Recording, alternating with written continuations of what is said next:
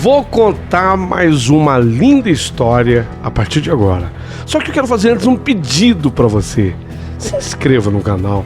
É um gesto tão simples para você e tão significativo para o canal. Entra no canal, se inscreva, curta, põe o teu joinha, acione o sininho. Para nós isso é muito importante. O canal ganha força e muito mais histórias a serem contadas. Por favor, se inscreva no canal. Agora, prepara o coração, porque a história de hoje é linda.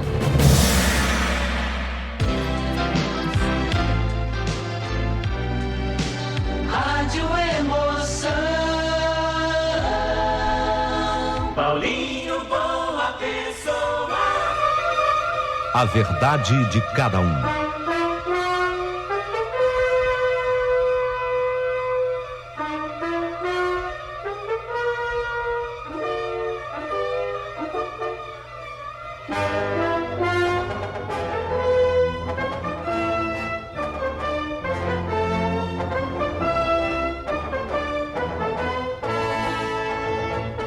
Dia decisivo demais aquele na minha vida. Muito decisivo na vida da Carissa, que sou eu.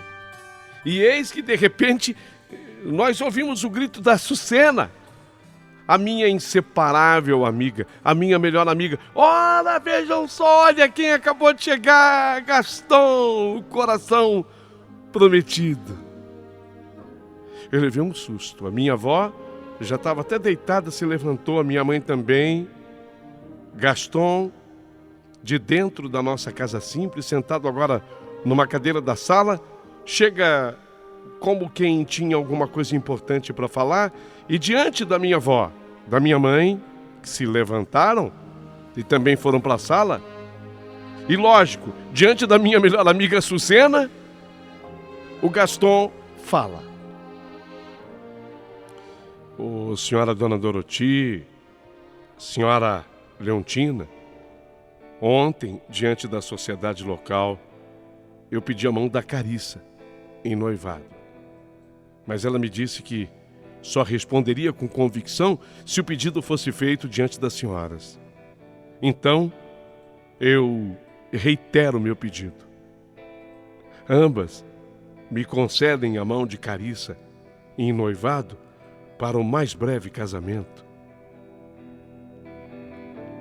Foi nesse momento, sabe, que a minha avó, a minha mãe, elas olharam para mim, olharam na minha direção. Eu dei um sorriso e elas disseram praticamente juntas: se é da vontade dela, que assim seja. E a minha avó completou: é lógico, se for também da vontade de Deus. Amém. Era a minha avó. Essa era a minha avó amada, Dona Leontina, com a sua imensa fé. Foi então que naquela noite, naquele dia tão decisivo da minha vida, que o Gaston, ele voltou a colocar no meu dedo uma aliança que eu tinha lhe devolvido. Eu ainda não falei sobre isso aqui, mas na noite anterior, no momento em que ele me levava para casa, sem que Gaston percebesse, eu tinha tirado a aliança do meu dedo e deixei no console do carro.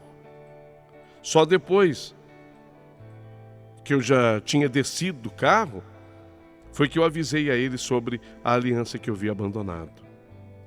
Nunca que eu poderia supor e nem imaginar que menos de 24 horas depois, ele voltaria para colocar de novo aquela aliança no meu dedo anelar da mão direita. E desta vez, de uma maneira muito mais decisiva e definitiva. Não porque o meu amor por Gaston tivesse aumentado, não, era o mesmo. E diga-se de passagem, um grande amor.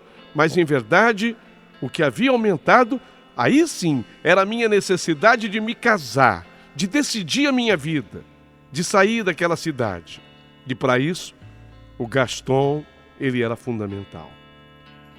Eu queria, por todos os motivos que vocês já sabem, porque eu queria ir para o Rio de Janeiro. Meu pai até aquele dia morto para mim, de repente renascia em minha esperança. De quem sabe encontrá-lo na cidade para a qual ele havia partido. Quem sabe estivesse ele no Rio. Ninguém me tirava da cabeça que era lá que ele estava. Nesse momento, o Gaston nos conta tudo o que havia havido pela manhã sobre a discussão dele com o pai. E, sinceramente, eu não fiquei feliz. Eu não queria desavença entre pai e filho. Embora, de verdade, o seu Joaquim fosse arrogante, não era da minha índole me alegrar em ver o meu amado Gaston respondendo ao pai, até com uma certa dureza, tanto que eu falei para ele: Gaston, você não precisava ter dito isso a seu pai. Ele é um homem que erra e erra muita coisa. Errou comigo, me humilhou, é verdade. E, naturalmente, eu não fui a única pessoa com a qual ele fez isso. Assim como ele também atingiu a Açucena, falando coisas tão pesadas a respeito da mãe dela, a senhora Aeda. Mas também há uma verdade nisso tudo, Gaston. Por você, o seu pai, ele sempre fez tudo. Você não teria a menor condição de ter estudado no Rio de Janeiro e se formado em engenheiro se não fosse pela ajuda do teu pai. Apenas seu Joaquim, dentro do seu erro, sonhou para você um outro tipo de mulher. Naquela festa em que estávamos ontem, quantas mulheres lindas, ricas, bem formadas, bem estudadas. Lógico, era uma daquelas que o seu pai queria para você. Sonho de pai. Tá, eu sei que é errado. O pai não pode escolher a mulher para o seu filho. Mas creia, Gaston, ele o fez achando que era o melhor que ele tinha a fazer, a melhor coisa do mundo. Gozado, Carissa, eu não estou te entendendo, Carissa. Eu já ouvi dizer que você se parece com uma santa. Mas você está querendo ser santa em vida, meu amor? Não, Gaston, não. Apenas querendo lhe dizer que eu quero ficar com você. Lógico que eu quero, e quero muito hoje, mais do que nunca. Eu sinto que eu preciso lutar por você. Nem que seja para isso, ter que enfrentar a oposição ferrenha do seu pai. Mas eu não quero tripudiar sobre ele. Quero sim vencer a luta, mas respeitando o meu adversário. Eu fui educada assim, pela minha avó, minha mãe e meu pai na tenra idade, até os 11 anos. Respeito é tudo, Gaston. Respeito é tudo. Nada nessa vida tem valor se não houver o respeito. E, sinceramente, hoje, eu senti que faltou respeito de sua parte em relação ao seu pai. Nossa, Carissa, que aula que você me deu. Que maturidade para quem tem apenas 18 anos, meu amor.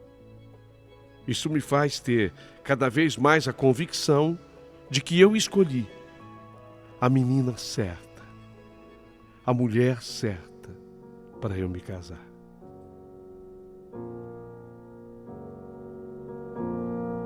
Sabe, Carissa, eu estava pensando em nunca mais voltar para minha casa. De repente a minha avó Leontina interrompe. Sim, vai voltar sim para sua casa, vai dar um abraço em seu pai, defender o seu ponto de vista, lógico, mas pede perdão para ele pelo que o ofendeu.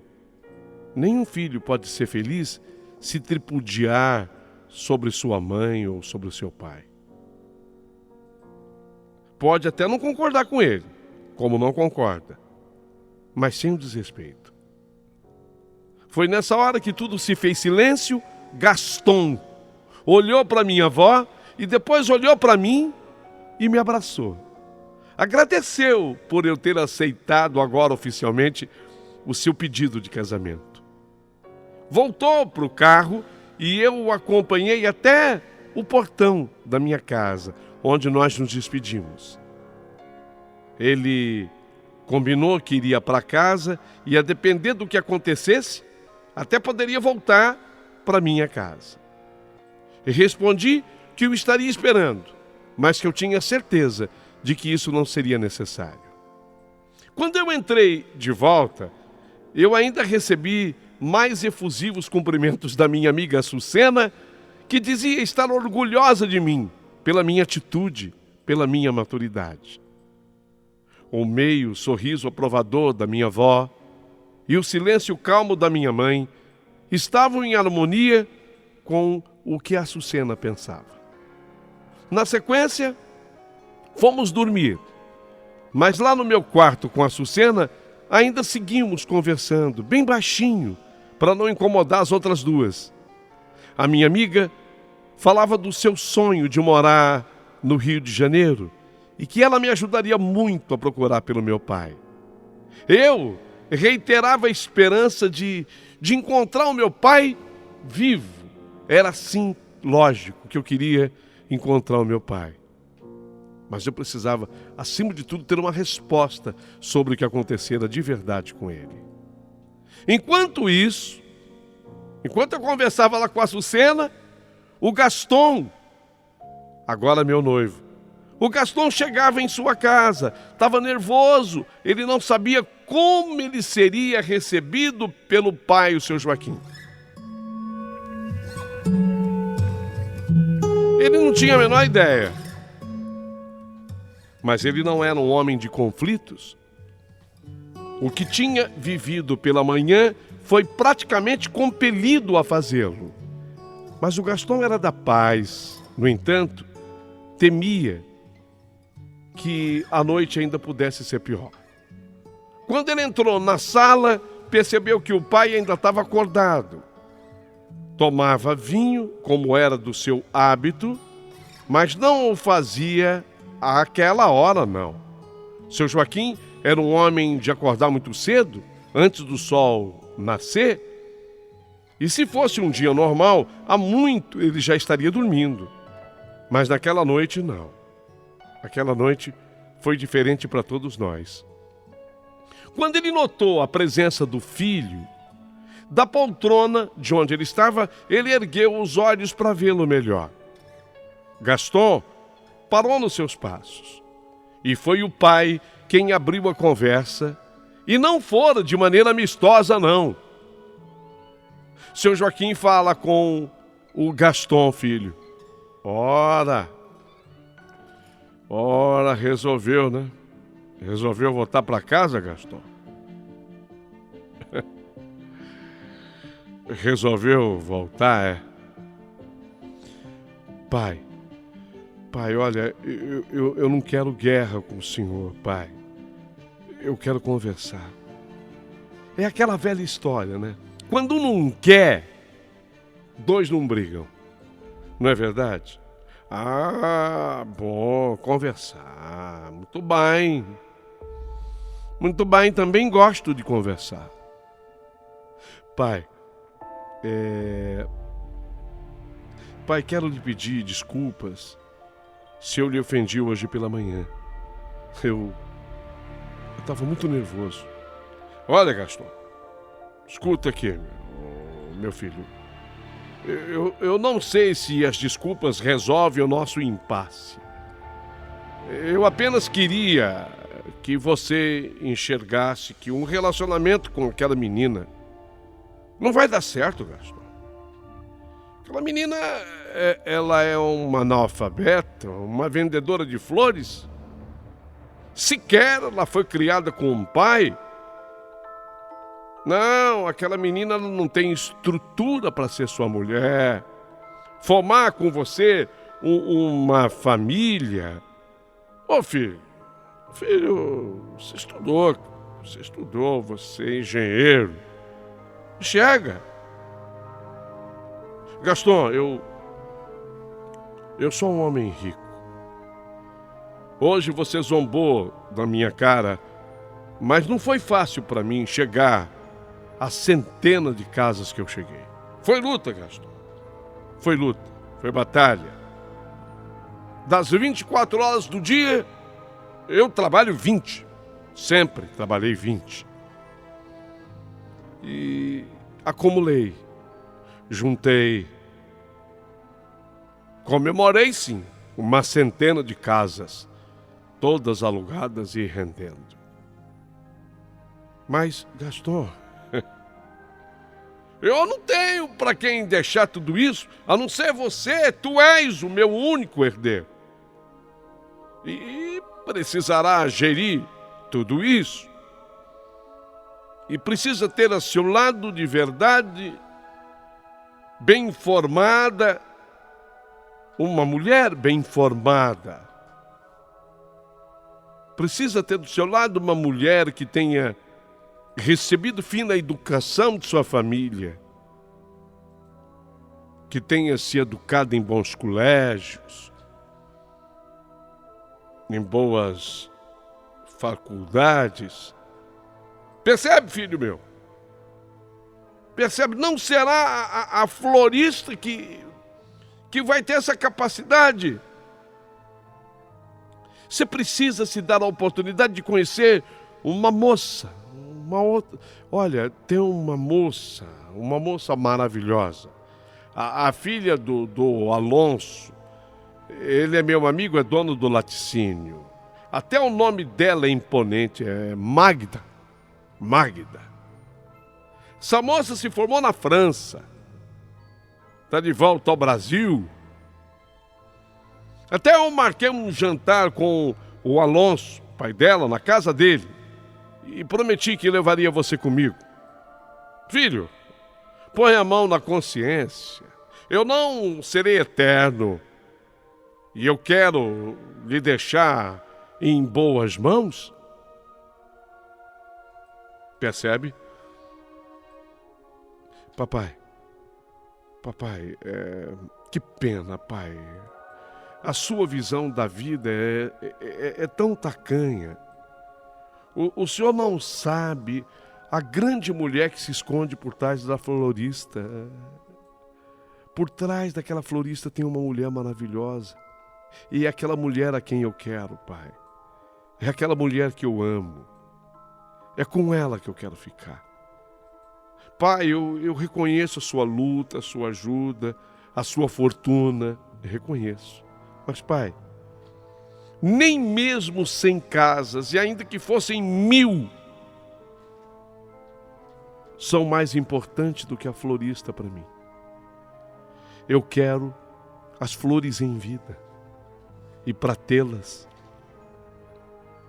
eu vou me casar com a florista.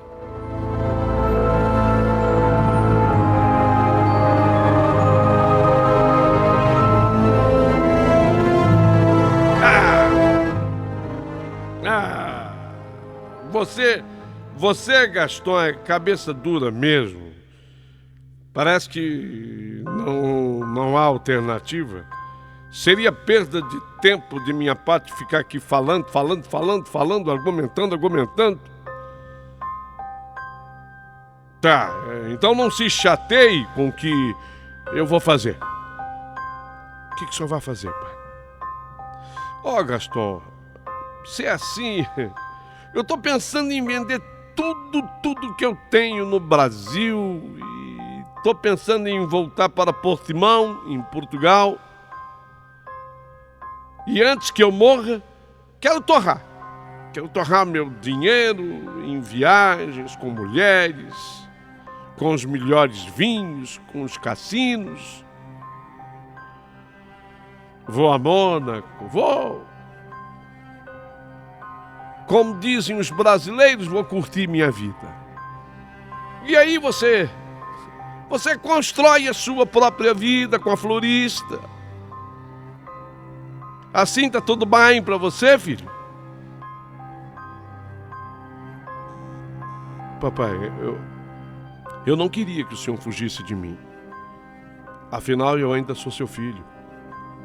Eu quero o senhor e não o seu dinheiro. Mas se esse é o preço, eu tô pronto para pagar. Tá bem. Você fica com a florista e abre mão de uma fortuna. Pai, ao ficar com a florista, eu fico com um tesouro.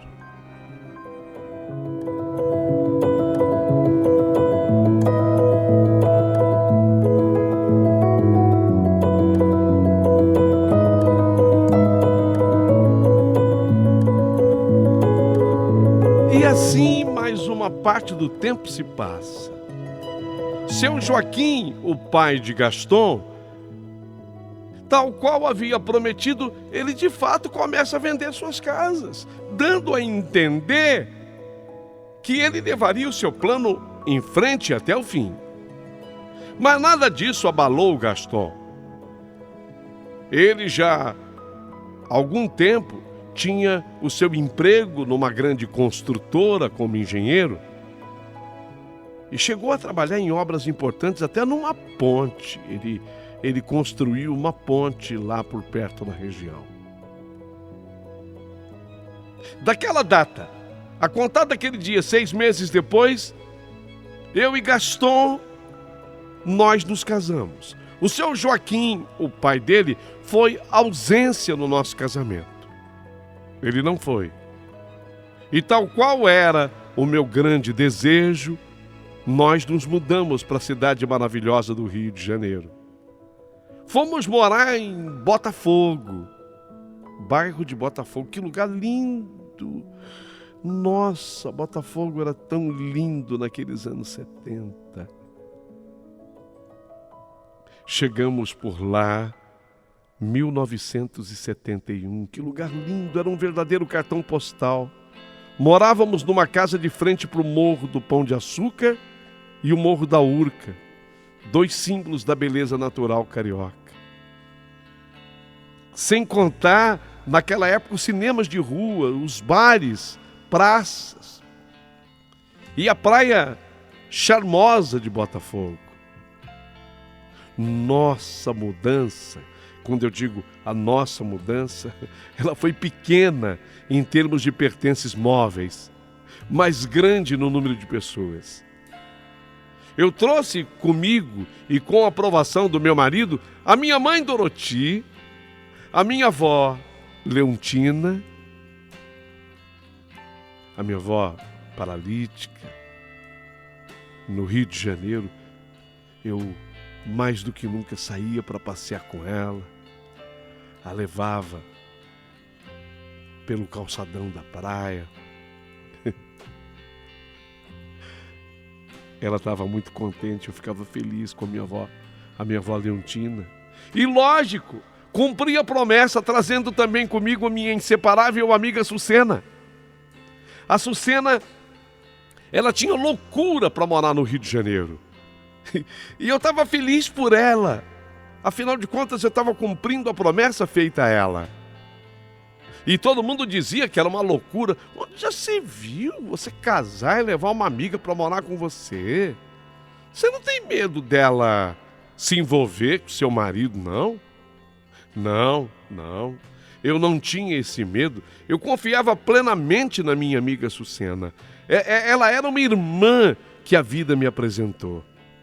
E olha que a oposição à Sucena não era apenas de gente de fora, não. A minha própria avó tinha receio dela devido à sua origem. Afinal, a Sucena fora criada sem pai. E até aquela data, ninguém sabia quem era o seu pai. Por ela, apenas sua mãe, a turca Eda, a mulher que ousava realizar a dança do ventre em seu bar, lá na nossa cidade, e que era tida e a vida como uma mulher de muitos homens da nossa cidade. Mas nesse caso, eu fui contra a minha avó. Lógico, eu respeitava demais a minha avó, mas eu fui contra a minha avó, porque eu amava a Sucena. E ela veio para o Rio também com aquele objetivo, buscar o paradeiro do meu pai. E a Sucena, ela começa a trabalhar nesse sentido e não media esforços no Rio. Ela descobriu um programa de rádio de imensa audiência no Rio de Janeiro, que era apresentada por um comunicador maravilhoso chamado Valdir Vieira, na Rádio Globo. No programa do Valdir Vieira tinha um quadro intitulado Onde Anda a Minha Gente? E ela, a Açucena, ela fez amizade lá com o pessoal do programa, com a produção, e ela não saía do programa anunciando o nome de meu pai e divulgando a sua história, não apenas uma vez, mas em muitas vezes. E ela voltava da rádio toda animada e cheia de fé, dizendo que ela ia conseguir obter notícias do meu pai. Enquanto isso, o Gaston, meu marido, ele havia conseguido um grande objetivo dele. Entrou para o time de engenheiros que trabalhava na obra da construção da Ponte Rio-Niterói. Meu marido trabalhou lá, na Ponte Rio-Niterói, que teve, depois da sua conclusão, no ano de 1974. Mas ele foi trabalhar lá naquele ano a partir de 72. E ele tinha o maior orgulho disso. Afinal, a ponte é histórica para o Brasil, com a extensão, para quem não sabe, de 13 quilômetros mais 290 metros. Ainda é considerada a maior do hemisfério sul. Também tem o maior vão em linha reta do mundo. Era um grande orgulho de todo mundo que trabalhou lá, dos engenheiros, de todos os funcionários, de todos os operários. E era grande orgulho do meu marido ter trabalhado lá também. Mas nem tudo seriam flores. Nem tudo. Uma tragédia iria se abater sobre a nossa família.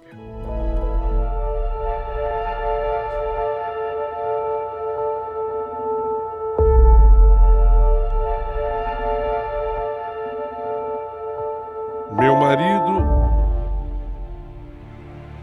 sofre um acidente numa obra em que tocava paralela ao trabalho, junto à Ponte Rio-Niterói. Ele trabalhava numa outra obra. E ele cai de uma grande altitude, pouco mais de 11 metros. Lamentavelmente, ao cair, ele bateu com a cabeça num pilar que estava em obras. Foi fatal para ele. Sem ao menos ter tido a felicidade de ver nascer o nosso filho.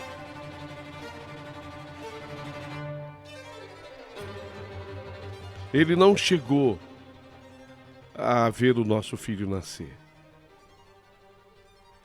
Para o nosso filho, como homenagem, eu dei também o seu nome, Gaston.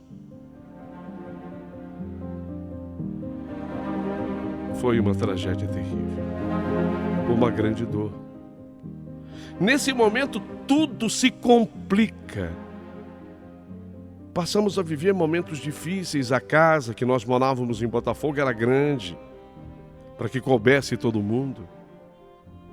Só mesmo com os ganhos extras do meu marido é que era possível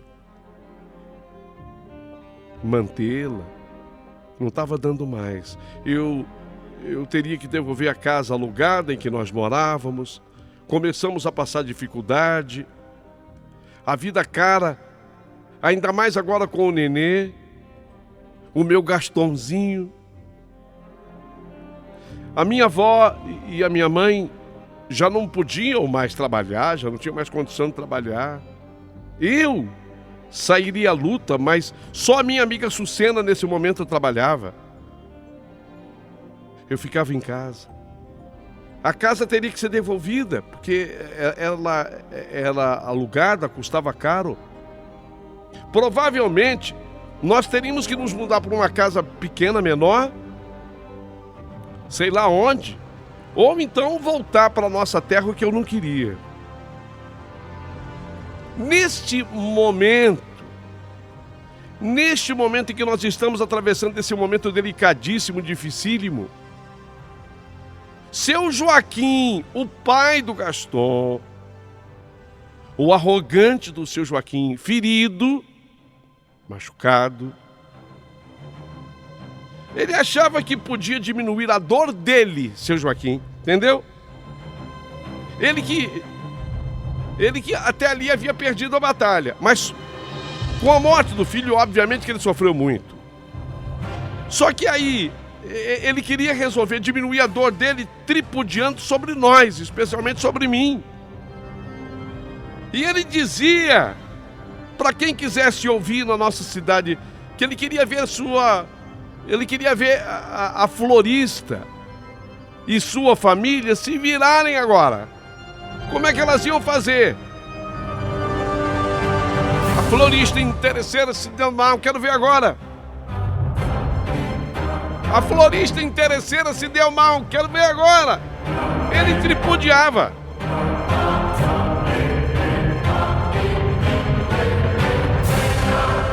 Quero ver agora onde vai.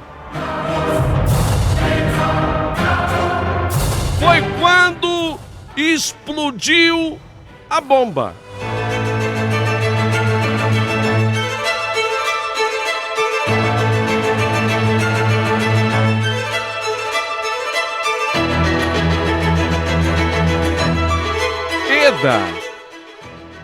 Eda, a dona do bar. Eda, a turca. Eda, aquela que realizava a dança do ventre. Eda entra na justiça por um reconhecimento de paternidade de sua filha Sucena, a minha amiga inseparável. E o reconhecimento deveria ser feito por quem? Seu Joaquim.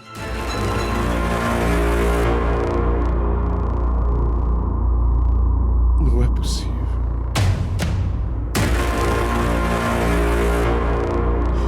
Não é possível, eu nunca sonhei com isso, Carissa. Leia aqui. A carta da minha mãe, a cópia do documento. Sou filha. Eu sou filha do português, o português arrogante. Significa dizer que o seu marido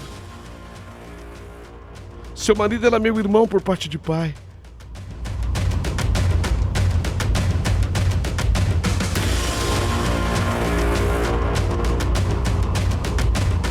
Por essa ninguém esperava. Ninguém esperava.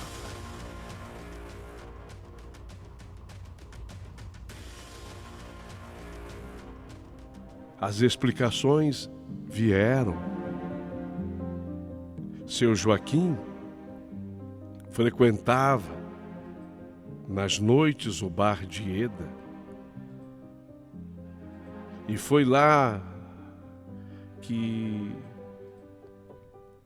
uma vez que já se encontrava viúvo, ele passou a ter um caso com a Eda. E ela engravidara sem comunicar a ele de que o filho era dele. À época, não era um filho, era uma filha. Era a Sucena.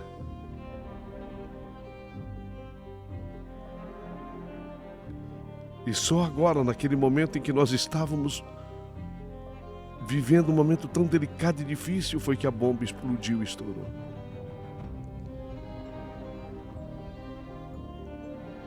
Ela tinha muitas provas, não foi difícil.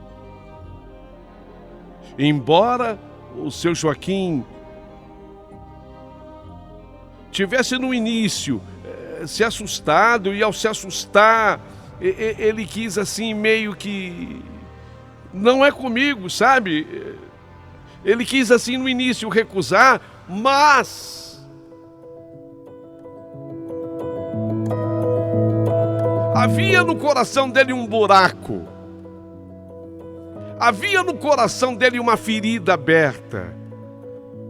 Ele era um homem só. Ele não tinha outra alternativa, ele preparava sua volta a Portimão, Portugal. Ele estava pronto para fazer a viagem, porque ele tinha perdido tudo, ele tinha perdido a mulher, lamentavelmente o filho dele, o meu marido. E ele tinha certeza de que ele era um homem sozinho no mundo, porque os pais dele, obviamente, também já tinham falecido em Portugal. Se no início ele quis dizer, não, não é comigo, isto é uma invenção, não demora muito tempo, pouquíssimo tempo, ele passa a colaborar com o processo, porque ele veio para o Rio de Janeiro. E quando ele veio para o Rio de Janeiro, ele veio na minha casa. Nós ainda não tínhamos devolvido a casa grande de Botafogo. E foi uma surpresa tão grande saber que ele estava no portão. De início eu pensei que viria com 1000 pedras nas mãos e pronto para agredir. Tanto que eu imaginei apenas atendê-lo lá no portão. Eu tinha muito medo de agressões com relação à minha avó, à minha mãe. Eu não queria isso. Mas quando eu vou atendê-lo ao portão, ele olha para mim e pela primeira vez ele me trata com respeito. Uma palavra que eu já usei aqui diz que respeito é tudo. Carissa. Boa tarde, Carissa. Será que eu posso conversar com sua amiga? Eu para brincar com ele, falei, a filha da Eda? Sim. Ele entendeu o que eu quis dizer. E foi daquele momento para frente que ele entrou na minha casa. Sucena estava lá. Arredia também no início. Como todos nós. A gente era gato escaldado. E gato escaldado tem medo de água fria. A gente estava, de certa forma, preparado para se defender. No entanto, o seu Joaquim surpreende. Ele sentado no sofá onde estava, ao lado de Açucena. Ele faz o gesto de segurar a mão dela. Açucena, tu és minha filha, Açucena. Está comprovado. Está provado. E não pense que isso me entristece, pelo contrário. Isto é a motivação única da minha vida. Você é a minha filha. Eu nunca poderia imaginar que Deus pudesse me ouvir nas preces. Porque quando eu perdi meu filho, eu pedi a Deus que me levasse ou que me desse um motivo para continuar vivo. Foi quando explodiu a notícia.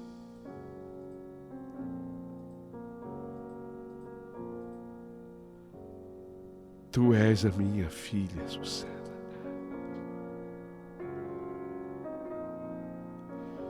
E eu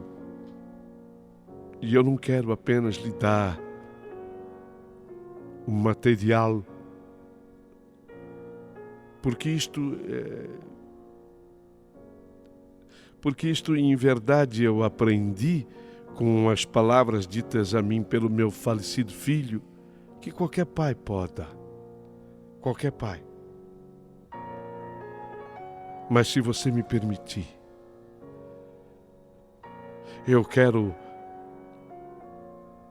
fazer um exercício que nunca fiz. Eu quero lhe dar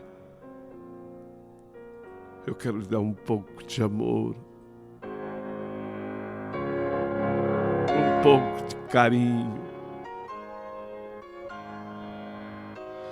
Isto é, se você me permitir.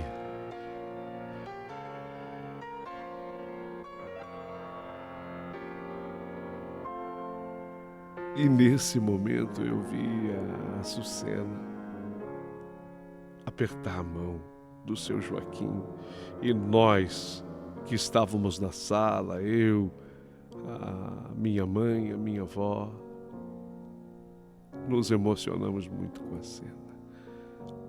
Era um momento tão inesperado, era um momento tão improvável, que às vezes eu me beliscava para ter a certeza se aquilo não era um sonho.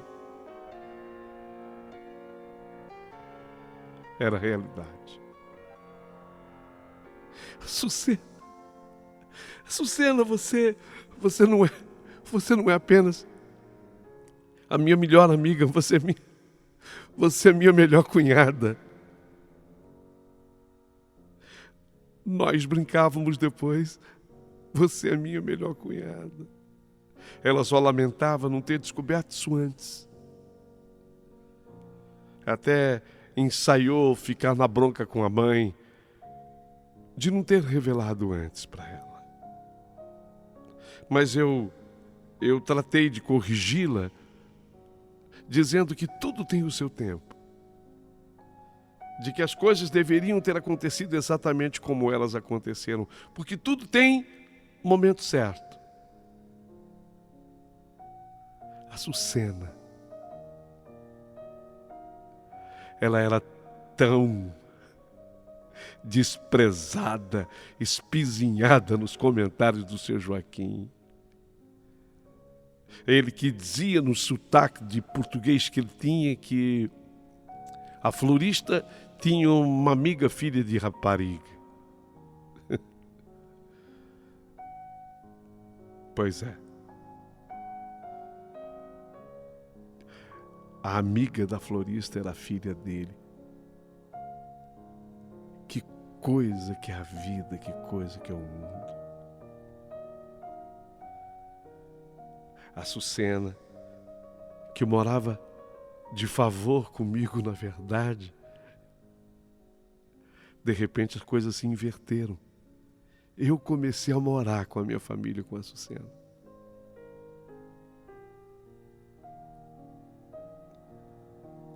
Não demora muito tempo, você sabe que as coisas são assim. Quando elas dão errado juntas. Mas também quando elas dão certo juntas. Não demora muito tempo após tudo isso ter acontecido, essa virada estupenda na nossa história. A produção do programa, do programa do Valdir Vieira, entrou em contato com a minha amiga Açucena. Eu já disse a vocês que ela vivia lá, inclusive fez amizade com o pessoal da produção do programa Onde Anda a Minha Gente, que era apresentado por esse grande comunicador. E parece que o pessoal da produção tinha notícia, tinha informação de que havia acontecido um contato de uma pessoa que morava no Morro de Santa Teresa. O Morro de Santa Teresa também é muito conhecido lá no Rio de Janeiro. E essa pessoa tinha tido contato lá porque ela tinha escutado a citação da história de um senhor que estava desaparecido há X anos e que ela poderia ter alguma informação. Será? Meu Deus, será? A minha amiga, a Açucena, essa não negava fogo. Nunca. Ela foi tomar todas as providências com relação à informação, porque ela tinha feito amizade, né, com o pessoal da produção do programa. E Ela foi, de acordo com o que ela recebeu da produção do programa, do Onde Anda a Minha Gente, ela foi até o Morro de Santa Teresa, que naqueles anos 70, isso já por volta de 1976, chegando a 76, ela vai na casa dessa pessoa, que tinha feito contato com o programa. E lá, ela encontra um senhor, que tal qual a minha avó, vivia numa cadeira de rodas. Esse senhor que ela encontra no Morro de Santa Teresa, já idoso, ele tinha sofrido um acidente, fora atropelado no Rio de Janeiro, e quando ele foi atropelado, ele perdeu a memória. O atropelamento causou-lhe um ferimento tal que ele perdeu a memória. E ele foi conduzido para um hospital chamado Souza Aguiar.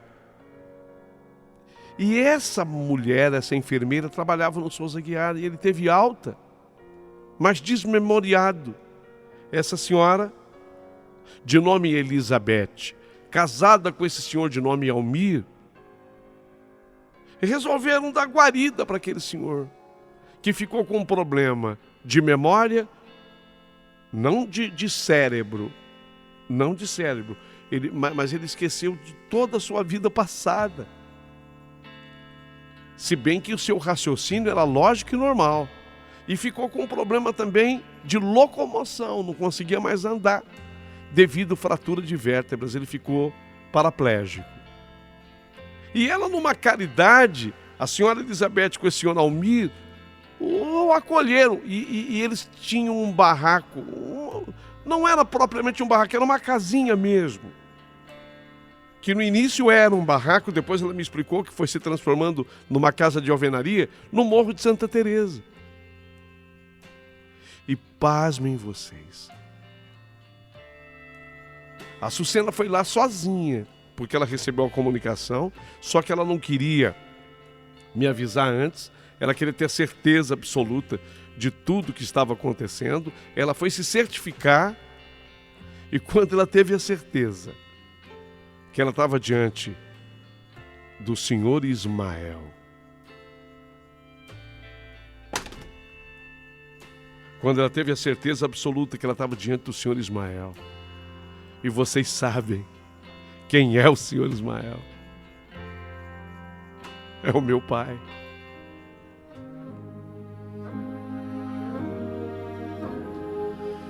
Aí ela me apanhou e me levou até lá. Não apenas eu, mas juntamente a minha avó e a minha mãe.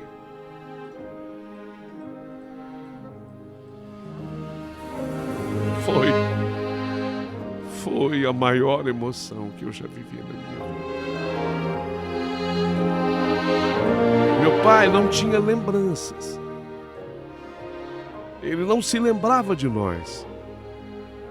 Até aquele instante, até aquele momento, ele também não se lembrava de absolutamente nada do que tinha acontecido. E isso tudo depois de 18 anos do acidente sofrido por ele. Eu tinha 11 quando ele desapareceu. Eu já estava por completar agora 30 anos. Ele não se lembrava. Depois de 18 anos desse acidente. Mas era ele o nosso pai. E nós agradecemos tanto a essa família, sabe? Essa enfermeira do Souza Aguiar, Dona Elizabeth, o marido dela, o senhor Almir, filhos e netos dela. Essa senhora estava atravessando um momento difícil. A Sucena pôde ajudar a família dela, porque agora a Sucena, ela era uma mulher rica. Uma mulher muito rica. Trouxe o meu pai para viver, morar conosco. E de acordo com as previsões médicas, tudo foi se confirmando, porque aos pouquinhos ele foi se lembrando, foi se lembrando. Até o dia que muito emocionante foi para mim esse dia. Eu estava empurrando a cadeira de rodas dele, eu levava os dois, eu levava a minha avó e ele. Eu tinha feito um passeio com a minha avó e o deixei na sombra, lá do calçadão no Rio de Janeiro, onde nós saímos, em Botafogo mesmo. Ele ficou na sombra da árvore. Quando eu voltei com a minha avó, que eu coloquei a minha mão na cadeira de rodas, que eu comecei a empurrá-lo, ele olhou assim para trás. E ele olhou para mim assim, ele falou: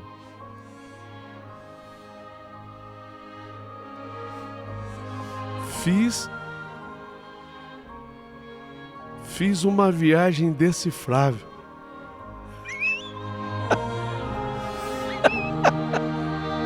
Como é que é? Eu fiz uma viagem indecifrável.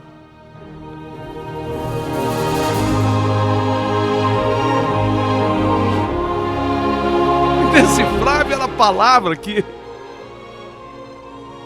Indecifrável era a palavra que ele tinha aprendido e que ele usava à torta e à direito, de qualquer forma, sem saber na verdade o que ela significava.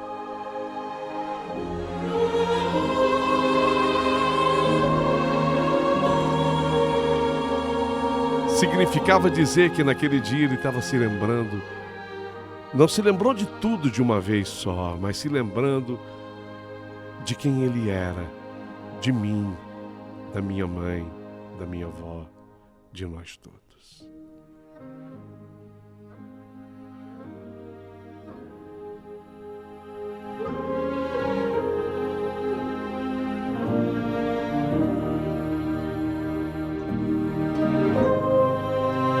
Se fosse escrever toda a minha história,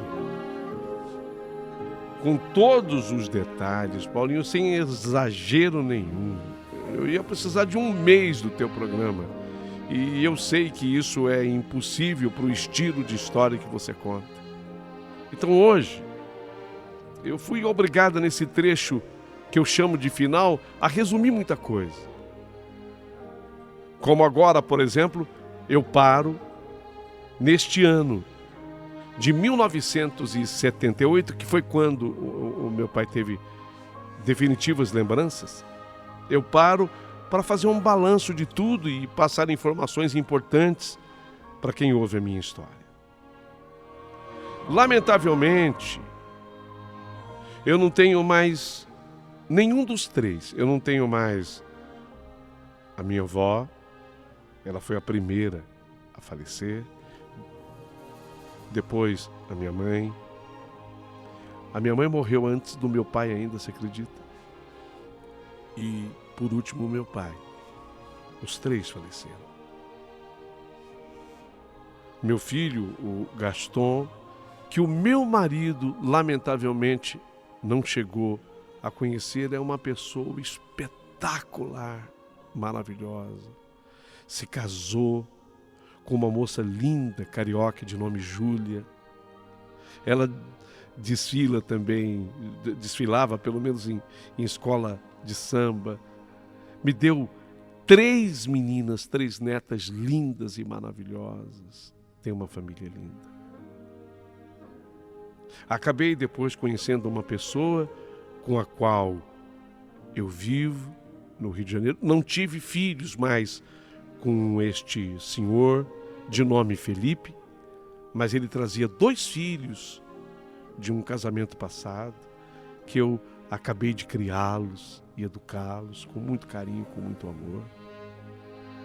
Minha amiga Sucena, ela também se casou conhecendo uma pessoa espetacular no Rio de Janeiro, se tornou uma mulher rica, porque ela acabou se tornando herdeira de tudo o que tinha o senhor Joaquim. O senhor Joaquim Ele foi dos senhores dessa história, ele foi o último a falecer. Morreu de câncer depois de um longo e extenso sofrimento de mais de 2 anos. Mas, durante esse período, foi muito bem tratado e cuidado pela filha Sucena, que soube honrar o seu lugar. E assim, eu termino essa história, sabe? E isso não me impede de qualquer dia desses voltar para mais detalhes, para outros complementos. Porque é o que eu digo a você, tem uma hora que a gente é obrigado a correr com as informações, porque sabe do teu tempo, sabe da dificuldade que as pessoas vão ter de poder acompanhar uma história tão longa. Mas eu acho que eu consegui, dentro do que era possível, resumir bem esses fatos tão importantes. E contei uma história diferente de um final tão surpreendente. Eu sei que talvez o título mais correto para minha história fosse Indecifrável, porque essa palavra foi chave na minha história inteira, né? Durante todo o momento. Mas preferi Coração Prometido, porque durante todo o período da minha história havia sempre um coração que representa o amor. O coração é o próprio amor. Havia uma promessa de amor no ar. E essa promessa de amor no ar, ela se cumpriu. A que não se cumpriu era a promessa de ódio. Porque o senhor Joaquim, que tinha uma promessa de ódio no momento, teve que transformá-lo também numa promessa de amor. Então, até o coração dele acabou sendo prometido nesse sentido. Agradeço o carinho de vocês e quem gostou da minha história, por favor, curta, se manifeste, opine, vai ser muito importante para mim. Aproveita, se inscreva no canal do Paulinho Boa Pessoa, gesto simples e tão importante para o canal, e se não for pedir muito, manda um valeu demais para o Paulinho Boa Pessoa, para que ele continue gerando todo esse conteúdo através do YouTube. Ajude.